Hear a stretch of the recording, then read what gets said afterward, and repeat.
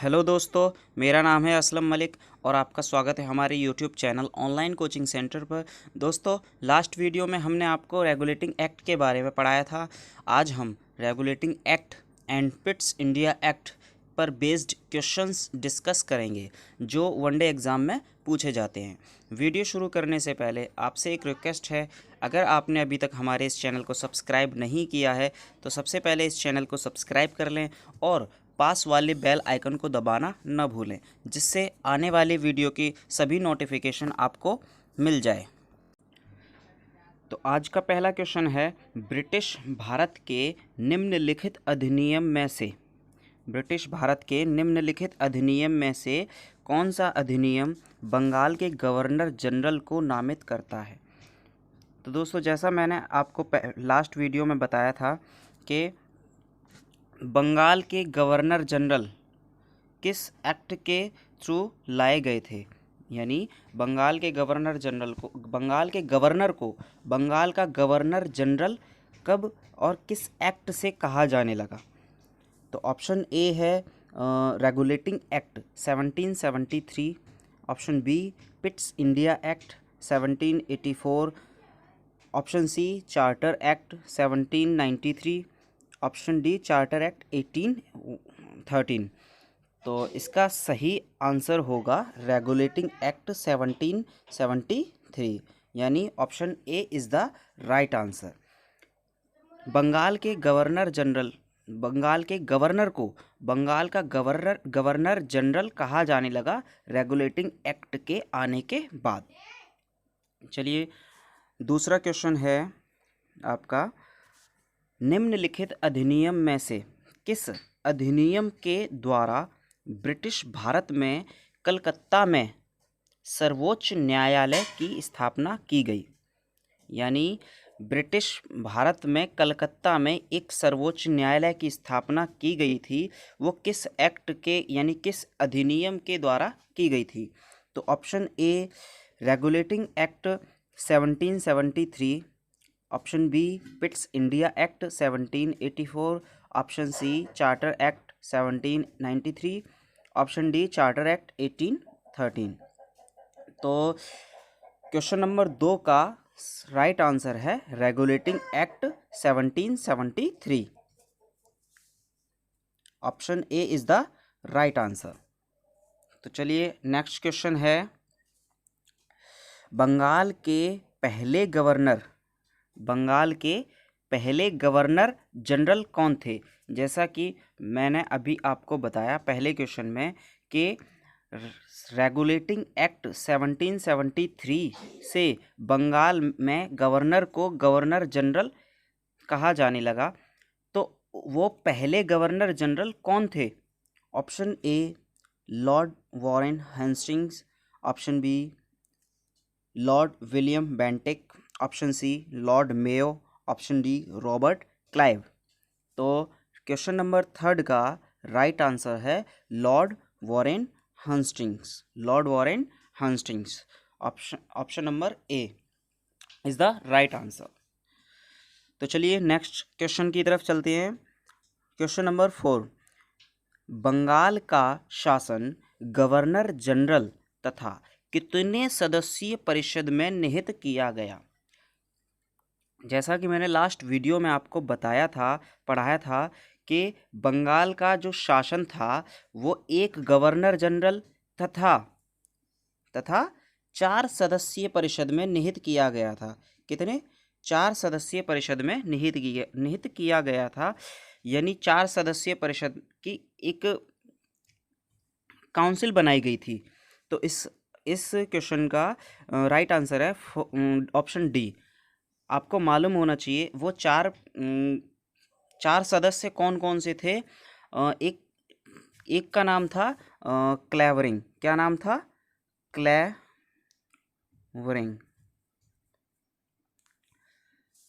ठीक। और दूसरे थे आपके मॉनसन। कौन थे? मॉनसन। एक थे मॉनसन।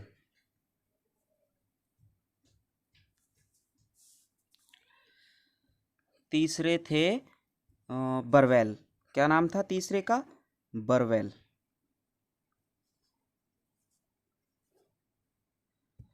और फोर्थ थे फिलिप। फोर्थ नंबर के कौन से थे? फिलिप।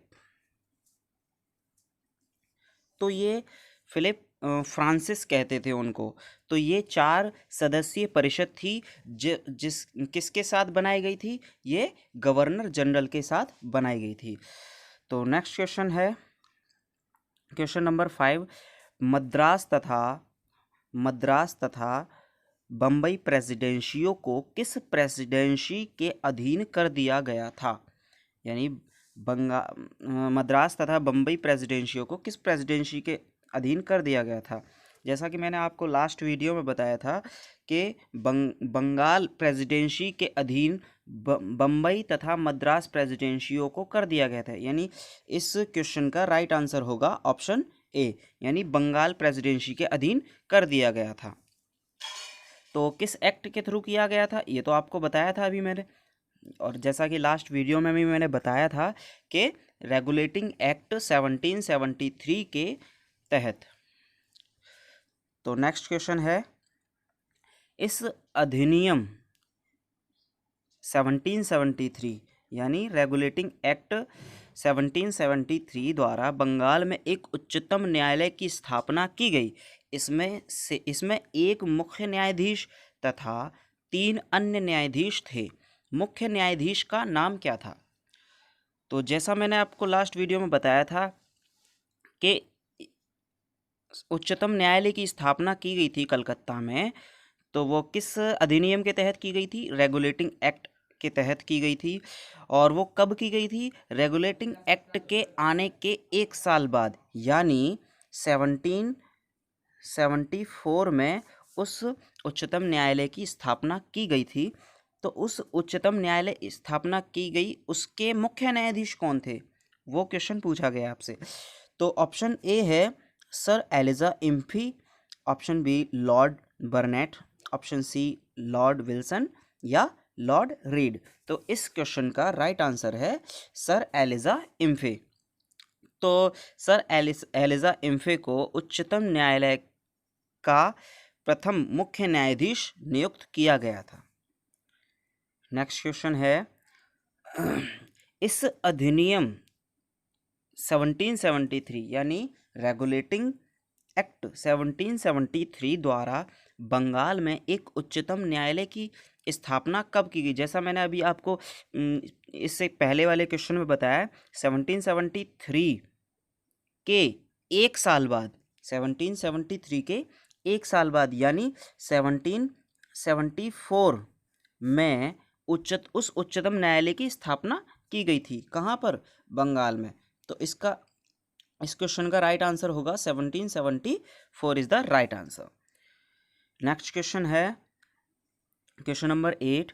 किस अधिनियम के द्वारा कलकत्ता की सरकार को बंगाल, बिहार और उड़ीसा के लिए भी विधि बनाने का अधिकार प्रदान किया गया? यानी किस अधिनियम के द्वारा कलकत्ता की सरकार को बंगाल, बिहार, उड़ीसा के लिए विधि यानी कानून बनाने का अधिकार प्रदान किया गया?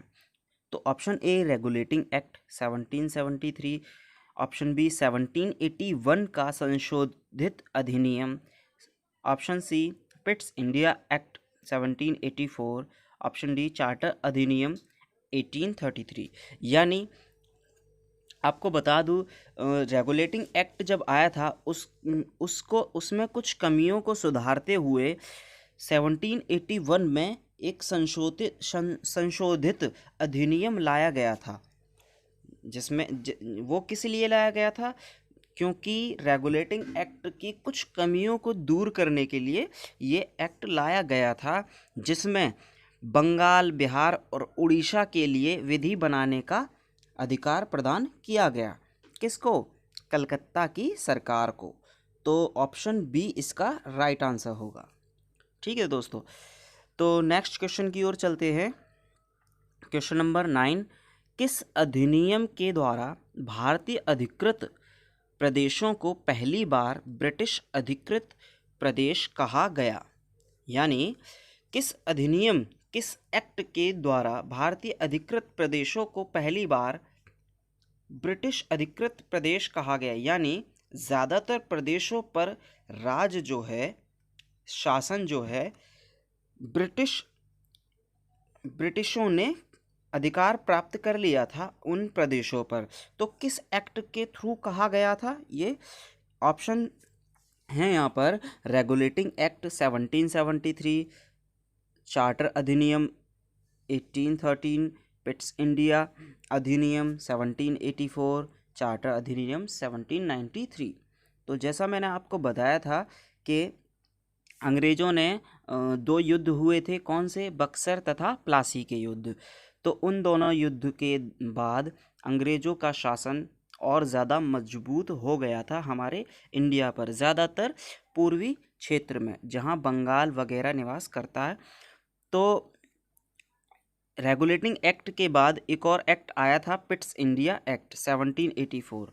तो उस एक्ट के तहत पहली बार ब्रिटिश अधिकृत प्रदेश कहा गया किसको?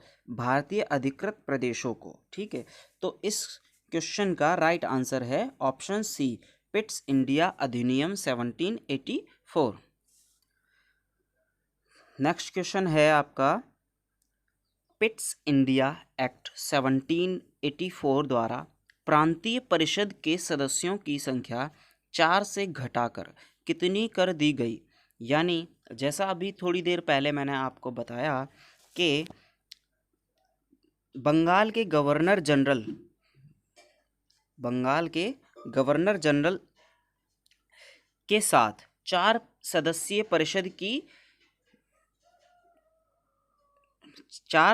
परिषद को नियुक्त किया गया। ठीक है, तो किस पिट्स इंडिया एक्ट जब आया वो कब किया गया? वो रेगुलेटिंग एक्ट के ज़रिए किया गया।